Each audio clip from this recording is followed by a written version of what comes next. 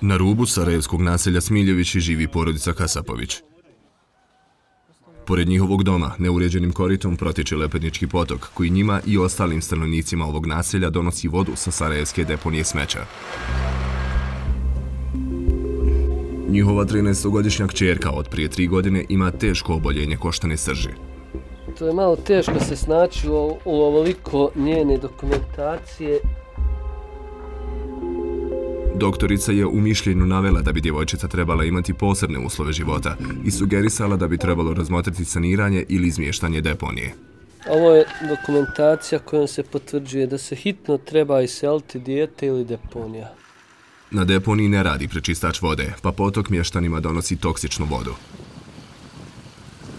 Samo mali dio otpada se reciklira, a sonde koji su skupljale plinove na deponiji uništene su prije 5 godina. Novinari Centra za istraživačko novinarstvo su otkrili da je oprema u koju su uloženi milioni uništena ili propada, jer se ne koristi na pravi način. Nadležni prebacuju krivicu jedni na druge.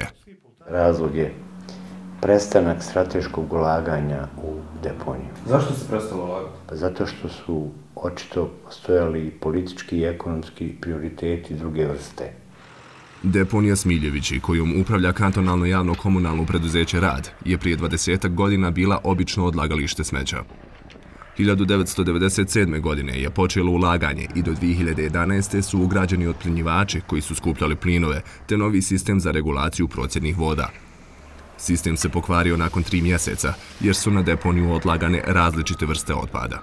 Na deponiji se odlaže sve što se može baciti u kantonu. Nažalost, kako se od kliničkog otpada, od animalnog otpada, od svega što se može baciti na kantonu, baca gore, neuspjeh je bio neminovan.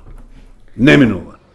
Ovo preduzeće nije moglo preuzeti, niti ikada zvančno preuzelo to, jer ja nisam htio potpisati nešto što je neispravno. Kako znate da je neispravno? Zato što ne daje rezultate prečišćavanja onakve kakve su traženi projektnim zadatkom. Organski dijelovi smeća trunu i otpuštaju plinove. Zbog toga je 2001. godine napravljen sistem sondi koji su iskupljale i od njih pravile struju, koju su koristili građani Sarajeva. U potrazi za tijelima ubijenih u ratu, prilikom iskopavanja koje je rađeno po nalogu državnog tužilaštva, ovaj sistem je uništen. Zavod za izgradnju kantona Sarajevo je tužilaštvu Bosne i Hercegovine prošle godine poslao dokumentaciju za procjenu štete, ali od tada nema nikakvog odgovora. Mi smo tražili u statu 650.000, međutim, kad smo utvrdili stepen oštećenja plinskih instalacija, to je preko miliona.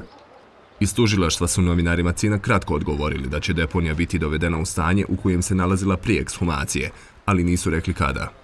U baštama ovog kraja skoro ništa ne uspijeva, a mještani misle da je to zbog Lepedničkog potoka koji ih napaja vodom. Pogledajte u biljku, vidi bresku. Ova lijeva strana do potoka, ona se suši. Pogledajte ovo. A pogledajte, molim vas, ovu desnu stranu gora. Pogledajte, vidite liska kakva je ona zdrava. Vidite li? Vidite li ovo? Većina kuća u ovom dijelu Sarajeva je napravljena bez dozvole. Nadležni podsjećaju na to kada mještani traži rješavanje problema deponije. 900 od Zabrđa do Smiljevića, bespravno izgrađenih objekata. Deponiju okružuju naselja Buča Potok, Smiljevići, Zabrđe i Briješće. U mnogim domovima ovih naselja ima bolesnih. Najčešće oboljevaju od karcinoma, bolesti disajnih puteva i krvi. Svaka druga kuća ili je moždani udar, ili je srčani, ili je anemija, ili je nešto neko preminuo u zadnjih 10 godina. Većina njih misli da je uzrok zagađenje sa deponije. Ma sve to uzrokova deponija. Ovo da Bog sačuva. Zar se ne može prečistač jedan uraditi gore da ne ide onako ona voda? Otpadaju trepavice i dlačice iz nosa.